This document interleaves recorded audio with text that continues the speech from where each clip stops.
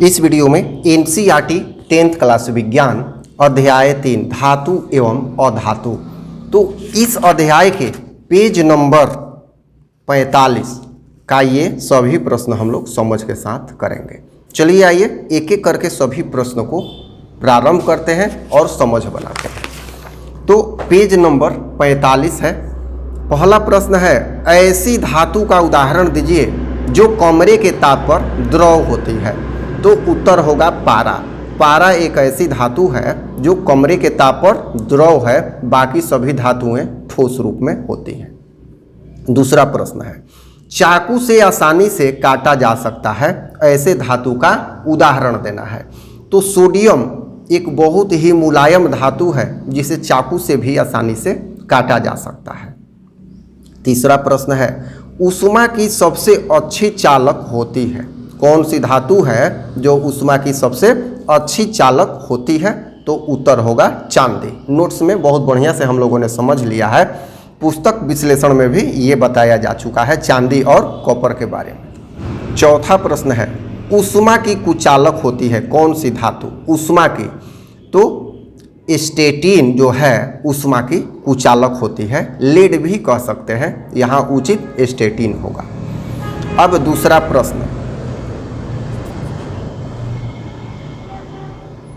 प्रश्न, है आघातवर्ध्यता तथा तन्य का अर्थ बताएं। तो आघातवर्ध्यता पहले ही बहुत बढ़िया से समझाया जा चुका है पिछले वीडियो में कि अगर किसी पदार्थ पर चोट करते हैं और वो चूर चूर नहीं होता है तो वो आघातवर्ध्य कहलाता है, भले ही आकार उसका बदल जाए। तो ये धातु में गुण होता है। जैसे लिखेंगे, धातु पर जब हथौड़े से चोट किया जाता है तो वह चपटी होने लगती है।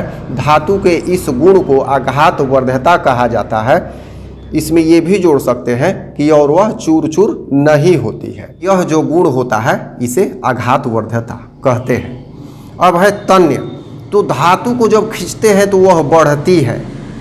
अलग अलग धातु में ये अलग अलग गुण होता है, इसके इस गुण को तन्यता कहा जाता है। तो धातु का वह गुण जो खींचने पर बढ़े वो तन्य कहलाता है। अब पेज नंबर 51 का प्रश्न भी देख लेते हैं, क्योंकि पेज नंबर 45 पे बहुत ही कम प्रश्न थे तो इसी में इसको ऐड किया जाए। पेज नंबर 51, पहला प्रश्न है, सोडियम को केरोसिन में डुबोकर क्यों रखा जाता है? तो देखिए, सोडियम बहुत ही अभिक्रियाशील धातु है, ठीक है। इसे खुली हवा में जब रख देते हैं तो यह हवा से रिएक्शन करके जलने लगता है और यह बर्बाद हो जाता है। तो इस तरह से लिखेंगे, सोडियम हवा के साथ अभिक्रिया कर जलने लगता है तथा यह जल से भी अभिक्रिया करता है, परंतु यह केरोसिन से अभिक्रिया नहीं करता। यही कारण है कि इसका संग्रहण अर्थात उसको रखना, संग्रहण केरोसिन में किया जाता है, क्योंकि ऐसा करने से सोडियम का संपर्क हवा तथा जल से टूट जाता है। इसीलिए इसको केरोसिन में रखते हैं, क्योंकि जल में रखेंगे तो जल से भी ये रिएक्शन कर जाता है। दूसरा प्रश्न, इन अभिक्रियाओं के लिए समीकरण लिखिए। अब लिखना है भाप के साथ आयरन, अर्थात भाप के साथ लोहे की अभिक्रिया का समीकरण लिखना है। तो भाप आयरन के साथ अभिक्रिया कर आयरन ऑक्साइड तथा हाइड्रोजन गैस का निर्माण करता है। यहाँ लिखेंगे Fe+H2O। Fe मतलब आयरन, H2O मतलब लोहा। तो Fe होगा यहाँ Fe2O4 + H2, ये हाइड्रोजन गैस बना और यहाँ बैलेंस करने के लिए 2 4 और यहाँ पर 4 जोड़ा गया है, तो ये हो गया। अब कह रहा है कि जल के साथ कैल्शियम तथा पोटेशियम की अभिक्रिया लिखिए। तो जल के साथ H2O + कैल्शियम Ca होता है, तो कैल्शियम हाइड्रोक्साइड बनाएगा, हाइड्रोजन गैस निकलेगा। जल के साथ पोटेशियम, पोटेशियम हाइड्रोक्साइड बनाएगा और जल निकलेगा। तो इस तरह से लिखेंगे। ये अभिक्रिया आपको दिखाई दे रहा है, H2O + K का मतलब होता है पोटेशियम, तो बनाएगा KOH + H2।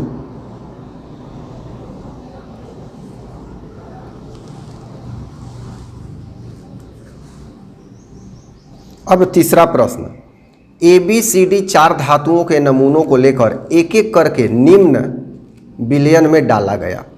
इससे प्राप्त परिणाम को निम्न प्रकार से सारणीबद्ध किया गया है।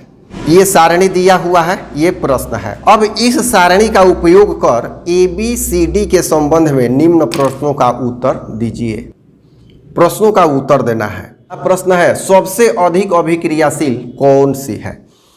तो आप सारणी अपने सामने रखें। सबसे अधिक अभिक्रियाशील बी धातु है क्योंकि यह आयरन सल्फेट से विस्थापन की अभिक्रिया देती है। देखिए इसमें आप अगर सारणी सामने नहीं रखते हैं तो आप आंसर में गड़बड़ी कर सकते हैं। ये जो सारणी है यहाँ ये सामने होना चाहिए, ये तभी ये समझ में आएगा जितना हम आंसर बता रहे हैं।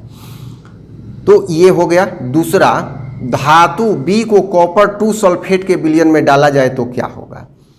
तो उत्तर होगा धातु बी को जब कॉपर सल्फेट के विलयन में डाला जाए तो विस्थापन की अभिक्रिया। फिर है यहाँ तीसरा, धातु ABCD को अभिक्रियाशीलता के घटते हुए क्रम में व्यवस्थित कीजिए। तो चारों धातु के अभिक्रियाशीलता के रूप में इसे इस प्रकार व्यवस्थित करेंगे। पहले होगा बी, क्यों, क्योंकि यह क्यों होगा, क्योंकि यह आयरन सल्फेट के साथ भी विस्थापन दे रहा है तो सबसे ताकतवर ये होगा। ठीक है, तो यही है। इसके बाद A, इसके बाद C, इसके बाद D, ये होगा तीसरा के सारणी को भरने का तरीका। अब चौथा नंबर प्रश्न है अभिक्रियाशील धातु को तनु हाइड्रोक्लोरिक अम्ल में डाला जाता है तो कौन सी गैस निकलती है।